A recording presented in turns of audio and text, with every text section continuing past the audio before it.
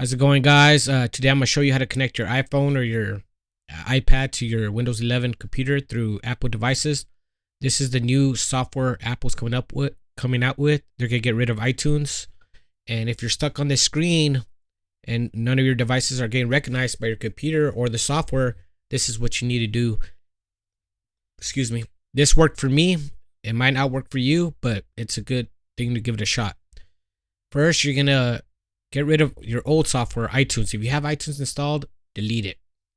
And then download Apple devices. Make sure you have it already on your computer and stuff like that. Restart your computer. And then after that, you're going to hit the Windows key and the letter R at the same time. It's going to bring up this box right here. You're going to type in dev mgmt.msc. And you're going to click OK. And it's going to bring you up to this right here, your device manager.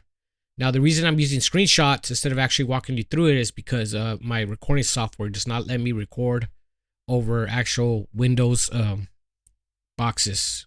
It's a privacy issue. So after you get into your device manager, this is what you're going to see. You're going to go down to Universal Serial Bus Devices, and you're going to see Apple Mobile Device USB Composite Device. Now, if you don't see it, make sure your iPhone's plugged into your PC at this moment, and wait for this to pop up.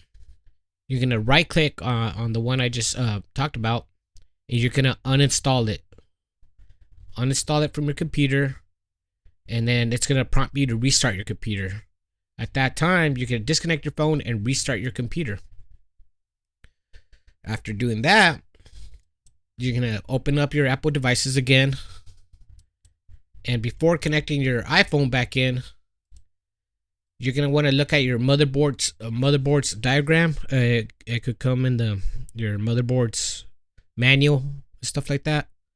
You want to connect to the slowest USB port that's directed to the CPU directly. So the slowest on modern motherboards will be 2.0. And you got to find out which one's directly connected to your CPU. On this diagram for my motherboard, you can see number 11, USB 2.0 from CPU. For some reason, if you go through USB ports that go through the chipset, through the actual motherboard, it won't work.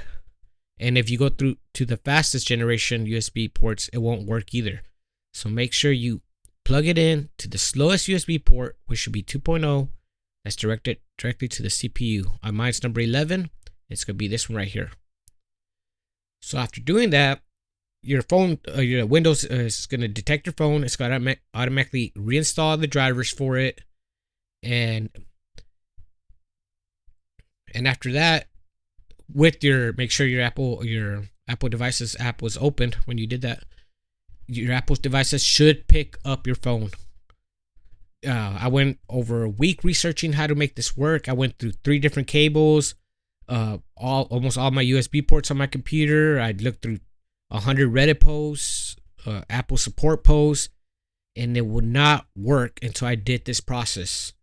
After I did this process, I've been using it for a couple hours now, and it's been working flawlessly. I was able to back up my phone. I was able to sync my music to my phone, and it's basically doing the job that iTunes used to do now. Now, I like iTunes better, but Apple's rolling all these software out new. So they're going to do away with iTunes. It will no longer be supported in the near future. So if your Apple devices is not recognizing your phone or your iPad, follow this process and it may work for you. No guarantees, but it may work for you. All right, guys, if this worked out for you and it fixed your issue, please drop a like and leave a comment that it worked for you. Thank you.